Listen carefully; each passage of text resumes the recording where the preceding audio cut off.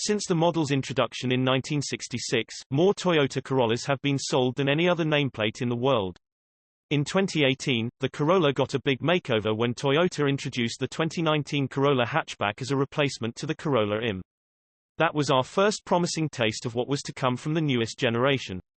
Now, the rest of the Corolla lineup has arrived in sedan form. It's also the first time Toyota is offering a hybrid version of its affordable everyman's commuter. Despite sales figures, the Corolla hasn't always been the most exciting. As we've said in the past, it's basically the official car of people who literally could not care any less about cars or driving. Now, on a new platform, with new powertrain offerings and new technology, that could change. The hatchback showed promise. Perhaps the rest of the lineup can, too. For this generation, the Corolla offers a total of 3 powertrains. It retains the 1.8-litre 4-cylinder engine, providing 139 horsepower and 126 pound-feet of torque for the L, L and XLE trim levels. Shay and SXE trims use a new 2.0-litre 4 with 169 horsepower and 151 pound-feet. Finally, the Corolla Hybrid uses a 1.8-litre Atkinson engine and with 121 horsepower and 105 pound-feet, assisted by an electric motor good for 71 horsepower and 105 pound-feet.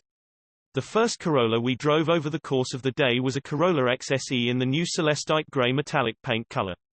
It's powered by Toyota's 2.0-litre dynamic force engine, providing 169 horsepower and 151 pound-feet of torque, driving the front wheels via the company's innovative CVT with an actual, traditional first launch gear. This new engine is smaller and lighter than before, with a higher compression ratio that helps produce more power while using less fuel.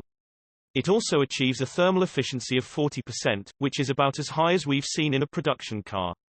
Settling in, I spent some time adjusting the driver's seat and steering wheel. At 6 feet tall, no matter what we did, it just didn't feel right. Either the steering wheel was too far away, or legs were too bent, and my head was too close to the roof regardless. Eventually I called the seating position good enough and got underway. It wasn't ideal, but I quickly got used to it after a few miles. Despite the position, the seats were actually quite comfortable, supportive but forgiving of the stuff we carried in our pockets. While driving, I took stock of the interior. The blue stripes on the seat back and cushion of the XSE's premium sport seats look a lot nicer in person than in photos. The matching blue stitching throughout the cockpit helps liven up the simple space. From the driver's seat, the view is nice, with the rim of our tester's leather steering wheel framing the instrument cluster behind it. From the passenger seat, the view is a bit more drab, with the level, flat dash extending in a black plane of grained plastic. As we took off through the streets of Savannah, the Corolla was mostly unremarkable, as it should be. It's easy and calm to drive. It's not loud or rough. As we got onto more open roads, we found the 2.0-litre engine's extra power to be a welcome improvement over the previous generation's 1.8-litre mill, which still powers the lesser L, L and XLE trims. It made passing other vehicles on an uphill grade feel more an act of habit than a challenge. While the CVT does cause the engine to get groany when pushed, using the paddle shifters to simulate shifts helps to avoid that, if you care enough to make the extra effort. Later in the day, we had the opportunity to drive the sole do-it-yourself transmission on hand at the event. The 6-speed manual is available in the Shay trim, and it adds a layer of engagement to the drive, providing the satisfaction of a well-timed downshift and the ability to play more directly with the motor. When allowed to run up through the revs, the 2.0-litre engine actually sounds nice. The clutch took a little getting used to, as the take-up point was high and late in the pedals traveled, but not to the point of being cumbersome. As we played with the transmission and loaded up the new suspension in some of the few corners we found, we noticed we were actually having fun. In a Corolla, the Shay manual also has a little button labeled IMT, or Intelligent Manual Transmission. Toyota speak for a suite of trick features. There's automatic rev matching and a feature that helps prevent stalling by providing a little more engine torque if you're too quick to let off the clutch and the car is in danger of stalling.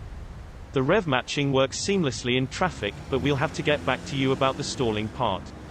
For the 2020 model year, Corolla gets its first hybrid option. As you'd expect, the powertrain is borrowed from the Prius. It's a 1.8-litre 4-cylinder engine with a 53 kW electric motor for a sidekick. It uses nickel-metal hydride chemistry in its batteries, like the Prius AWD-e, which are typically larger than lithium-ion packs but are cheaper and tolerate extreme temperatures better.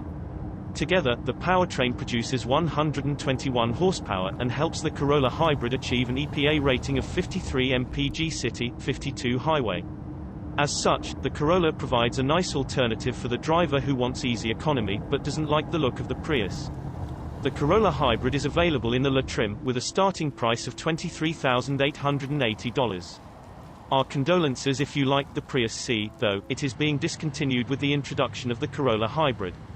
Our Corolla Hybrid tester was a Blizzard Pearl white, with a cream interior. From the outside, it looks nearly identical to the standard Corolla apart from badging, though those with a keen eye might notice the smaller 15-inch wheels. The interior is similar, too, but we were immediately struck with how much cheaper it looks in this lighter interior color. The black hides the artificial-looking texture of the plastic, but the cream color amplifies it. The Corolla Hybrid is impressively quiet, with a little tire noise and a faint engine rumble under acceleration.